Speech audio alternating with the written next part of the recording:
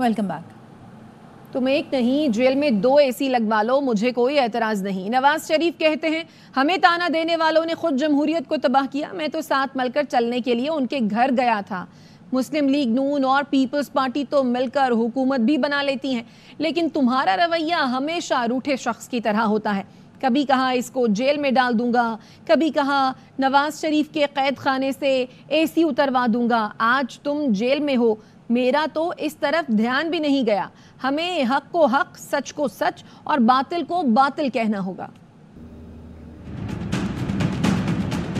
آپ ہمیں تانا دیتے ہیں، ڈیموکریسی کو خود آپ نے تباہ و برباد کیا ہے اس ملک کے اندر۔ آپ ہمیں مجرم ٹھہراتے ہیں۔ ہم تو آپ کے گھر چل کے گئے تھے اور میں ووٹ مانگنے نہیں گیا تھا، چل کے گیا تھا آپ کے پاس کہ آؤ مل کے کام کریں۔ میرے بھٹو اور میں نے ایک چارٹر آف ڈیموکریسی پہ دستخط کیے تھے، وہ بھی لڑتے ہیں الیکشن، ہم بھی لڑتے ہیں الیکشن۔ اس قدر دور نہیں ایک دوسرے سے کہ ہم مل کے گورنمنٹ نہ بنا سکتے، لیکن آپ تو ہمیشہ ایک روٹھے ہوئے بندے کی طرح سے شروع سے ہی یہ رویہ ہے، میں یہ کر دوں گا، میں وہ کر دوں گا، تمہیں جیل میں ڈالوں گا، میں تمہیں نہیں چھوڑوں گا، نواز شریف کے کمرے سے میں ایئر کنڈیشنر اتار لوں گا۔ اب تم جیل میں ہو، میرا تو کبھی دھیان بھی نہیں کیا تمہارے ایئر کنڈیشن، ایک کی بجائے 2 لگوا لو، مجھے کوئی اعتراض نہیں۔ میں مشرف سے پوچھتا ہوں کیا وجہ اچھے بھلے وزیر اعظم کو، ڈیموکریٹک گورنمنٹ کو اکھاڑ کے باہر پھینکا، عدلیہ نے ان کا ویلکم کیا، گلے میں ہار پہنایا، تو یہ سب کچھ ہم دیکھتے ہیں، لیکن میرا خیال ہے کہ آج تک نہ ہم نے کوئی خاطرخواہ احتجاج کیا ہے تو نہ ہی قوم نے کبھی اس کا نوٹس کیا۔ حق کو حق کہنا ہوگا، سچ کو سچ کہنا ہوگا اور باطل کو باطل کہنا ہوگا۔ ہم نے تو IMF کو خدا حافظ کا خط یہ اس کو دوبارہ لے کر آئے۔ آج اتنی بڑی بڑی شرطیں وہ لگا رہے ہیں، غریب کے لیے مصیبتیں کیوں نہیں پیدا ہوں؟ صدر مسلم لیگ نون نواز شریف سے اراکین سینٹ کی ملاقات کا احوال سامنے آ گیا۔ نواز شریف نے بانی PTI کو مذاکرات میں رکاوٹ قرار دے دیا۔ ذرائع کے مطابق نواز شریف سے لیگی ارکان سینٹ کی ملاقات میں مذاکرات کا معاملہ زیر بحث آیا۔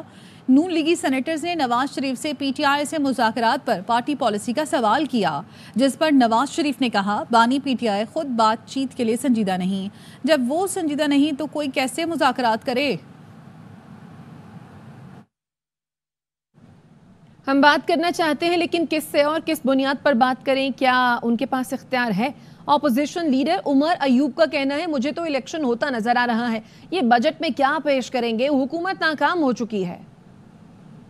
جن کی منہ میں گونگلو ہیں اور زبانیں نہیں ہیں، ان کے ساتھ ہم نے کیا مذاکرات کرنے ہیں؟ یقین جانے ہمارے ساتھ آنکھوں میں آنکھیں ملا کے وہ بات ہی نہیں کر سکتے ہیں، وہ تو بھاگتے ہیں، وہ تو ہمیں دیکھ کے ڈرتے ہیں۔ ہم لوگ کس سے بات کریں اور کس بنیاد پہ بات کریں؟ ان کے پاس کوئی ہے اتھارٹی؟ ہم لوگ تو بات کرنا چاہتے ہیں، ہم لوگ تو کہتے ہیں کہ جی پر پہلے بات کرنے سے پہلے سے آپ نے گراؤنڈ بنانے ہوتے ہیں۔ وہ عمران خان صاحب کے خلاف انہوں نے کیسز پہ کیسز لگائے ہوئے ہیں کہ مجھے تو الیکشن نظر آ رہا ہے، عوام جو ہے وہ اٹھ کھڑی ہوئی ہے، جس طرح کشمیر میں ہوا ہے، باقی پاکستان میں بھی آپ دیکھیں گے جیسے جیسے یہ ٹائم گزرے گا کو انہوں نے دیوالیہ نکالا ہوا ہے۔ اور ابھی بجٹ میں کیا پیش کریں گے؟ جو افراد زار آ رہی ہے وہ آپ سوچ نہیں سکتے، افراد زار آپ کا راکٹ کی طرح بھی اور اوپر جائے گا، آپ دیکھتے رہیے گا۔ بدقسمتی کے ساتھ ان کو ہوش و حواس نہیں ہے، یہ حکومت فیل ہے۔ جو مختلف ڈپلومیٹس انہوں نے کہا جی کہ ایک ٹیڑی پیسہ بھی بیرون ملک کی کمپنیاں یہاں پہ انویسٹ کرنے کے لیے تیار نہیں ہے۔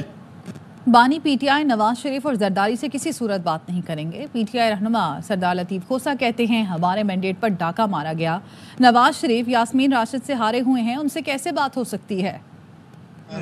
بڑا واضح ہے اس پر، نہ وہ نواز شریف سے بات کرے گا، نہ ہی وہ محترم آصف علی زرداری سے بات کریں گے۔ یہ اعتزاز احسن صاحب کا مشورہ ان کی اپنی حد تک ان کی ذاتی ایک خواہش ہو سکتی ہے، لیکن یہ پاکستان تحریک انصاف یا عمران خان کا بڑا واضح طور پر میں بتا دوں یہ سوچ ہے، نہ یہ سوچ رہا ہے اور نہ یہ کبھی ہوگا۔ جنہوں نے ڈاکہ ڈالا ہے مینڈیٹ کا، نواز شریف صاحب ڈاکٹر یاسمین سے ہارے ہوئے ہیں، ہم ان سے کیوں بات کرے گا؟ کوئی قائد بن گئے ہیں اپنا مسلم لیگ نواز کے، تو یہ اگر بادشاہت چاہتے ہیں تو دیکھیں بادشاہت پاکستان میں نہیں چلے گی۔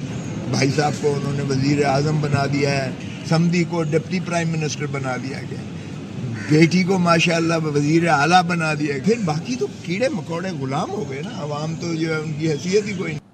سابق وزیر اطلاعات محمد علی دورانی کہتے ہیں بانی PTI کبھی ڈیل نہیں کریں گے، لیکن ڈائیلاگ سے بھی انکار نہیں کیا۔ حکومت PTI قیادت کے مقدمات ختم کر کے مفاہمت کا ماحول پیدا کرے۔ کو چاہیے پی ٹی آئی اور ان کی قیادت کے خلاف جتنے بھی مقدمات قائم کیے گئے ہیں ان کو ختم کر کے ایسا ماحول پیدا کرے جس کی وجہ سے ریکنسیلیشن کا ایٹماسفیئر بنے. اتنی ایمبیرسمنٹ حکومت کو عدالتوں میں دیکھنی پڑ رہی ہے وہ حکومت کے لیے بہتر نہیں ہے. جتنے دوست ممالک ہیں اور ایون مغربی ممالک اور IMF یہی ڈیمانڈ کر رہے ہیں ہم آہنگی کے لیے ریکنسیلیشن پیدا کریں. عدالتوں کا رخ اس وقت سامنے, عدالتیں عوام کے سامنے جواب دہ ہو چکی ہیں کسی اداروں کے بجائے. ایک بات بڑی وضاحت سے کہہ دوں کہ خان صاحب کوئی ڈیل نہیں کریں گے, لیکن ڈائیلاگ سے کبھی انہوں نے کیا. سیاسی لوگوں کو ساتھ بیٹھنا چاہیے, اگر سیاسی لوگ بات نہیں کریں گے تو کوئی اور بات کرے گا. PTI رہنما زرتاج گل کا کہنا ہے انا بہت چھوٹی اور پاکستان بہت بڑا ہے. وہاں پہ ویکیوم آئے گا جہاں کے اوپر پولیٹیکل ڈائیلاگ ختم ہوگا, جہاں پہ سیاسی پارٹیز کے لیڈرز فیصلہ نہیں کریں گے اور اپنا فیصلہ کسی اور کے ہاتھ میں دے دیں گے, تو پھر وہاں پہ ایسے ہی ویکیوم آئے گا, وہاں پہ اسی طریقے سے فیصلے ہوں گے. یہ مل کے بیٹھ کے بات چیت کے فیصلے کرنے چاہیے. آج ہم کٹہرے میں کھڑے, کل کو کوئی اور کٹہرے میں کھڑا ہوگا. اگر یہ انتقام کو ختم کرنا ہے تو پھر جو الیکٹڈ نمائندے ان کی بات سنیں. جو مینڈیٹ عوام کو ملا ہے, کسی کو بھی ملا ہے, آپ اس کو دے دیں. انا بہت چھوٹی ہے, پاکستان بہت بڑا ہے. پاکستان کی قدر کریں. اپنے ذاتی دشمن ان میں عمران خان کو فکس کرنے کے چکروں میں پاکستان بہت پیچھے چلا گیا. آپ کو پولیٹیکل لوگوں کے ساتھ اس لیے بیٹھنا چاہیے کہ جب سیاسی لوگ آپس میں بات نہیں کرتے تو پھر کوئی اور بات کرتا ہے, اور جب کوئی اور بات کرتا ہے تو ہم سارے بے گناہ اس طرح یہاں آ کے کھڑے ہوتے ہیں.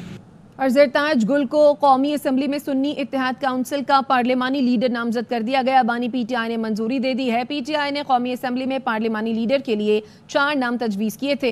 زرتاج گل پارلیمانی لیڈر, جبکہ صاحبزادہ محبوب سلطان, زین قریشی اور احمد چٹھا کو ڈپٹی پارلیمانی لیڈر تجویز کیا گیا ہے.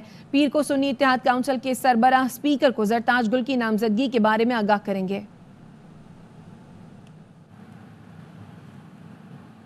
اسلام آباد ہائی کورٹ نے عدت کیس میں بشرا بی بی کی سزا معطلی کی درخواست پر 3 اعتراضات عائد کر دیے. رجسٹرار آفس کے مطابق اعتراضات میں کہا گیا ہے کہ سیشن کورٹ میں سزا معطلی زیر التوا ہوتے ہوئے ہائی کورٹ میں درخواست کیسے دائر ہو سکتی ہے. ماتحت عدالت کے کون سے آرڈر کو چیلنج کیا گیا ہے. 2 عدالتوں سے ایک ہی قسم کا ریلیف کیسے لیا جا سکتا ہے. بشرا بی بی نے سیشن کورٹ میں زیر التوا سزا معطلی کو ہائی کورٹ میں سماعت کی استدعا کی ہے. قائم مقام گورنر پنجاب مالک احمد خان نے ہتک عزت بل پر دستخط کر دیے. ہتک عزت بل 2024 گزٹ نوٹیفیکیشن کے بعد نافذ العمل ہوگا. مالک احمد خان نے مسودے پر دستخط کے بعد بل پنجاب اسمبلی کو بھجوا دیا. ہتک عزت قانون کا اطلاق پرنٹ, الیکٹرانک اور سوشل میڈیا پر ہوگا. قانون کے تحت جھوٹی اور غیر حقیقی خبروں پر ہتک عزت کا کیس ہو سکے گا. کسی شخص کی ذاتی زندگی, عوامی مقام کو نقصان پہنچانے والی خبروں پر کارروائی ہوگی. مقدمات کے لیے خصوصی ٹرائبیونلز قائم ہوں گے جو 6 ماہ میں فیصلہ کریں گے.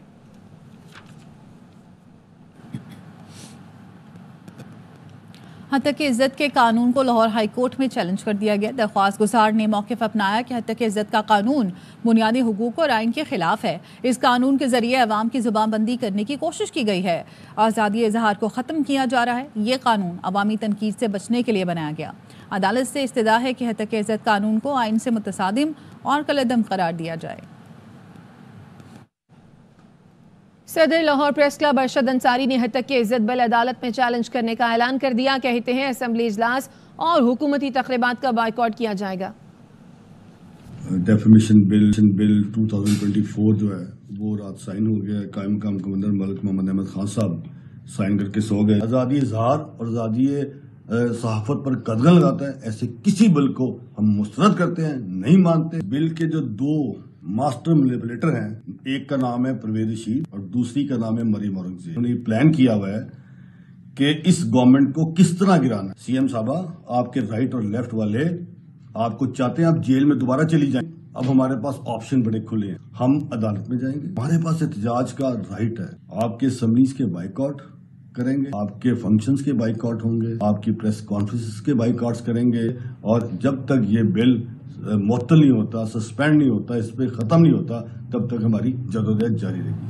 لطیف کھوسا کہتے ہیں جب پیپلز پارٹی نے ہتک عزت بل کی مخالفت کی ہے تو قائم مقام گورنر کیسے دستخط کر سکتا ہے.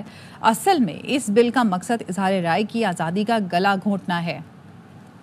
پیپلز پارٹی بھی اور پیپلز پارٹی کا جو گورنر تھا یہاں, جب وہ بانگ دہل کہہ رہا ہے مخالفت کر رہا ہے تو ایکٹنگ پریزیڈنٹ ایکٹنگ گورنر آ کے کیسے کر سکتا ہے؟ ویسے بھی یہ جب ساری صحافی برادری اور سارے جو ہے دیگر پاکستان جو کی حکومت ہے اس وقت، ان کے ایلائز خود بھی مخالفت کر رہے ہیں، تو پھر حیرت ہے کہ وہ جو ہے اس کو بل شب خون مار کے اس کو پاس کر دیا گیا۔ ایک گلا دبانے کی ایک مذموم کاوش ہے کہ عزت بل کے معاملے پر رہنما پیپلز پارٹی شازیہ مری کو سخت سوالات کا سامنا۔ اسلام آباد میں پریس کانفرنس کے دوران صحافیوں نے پوچھا کیا پیپلز پارٹی صحافیوں کے ساتھ ڈبل گیم کھیل رہی ہے؟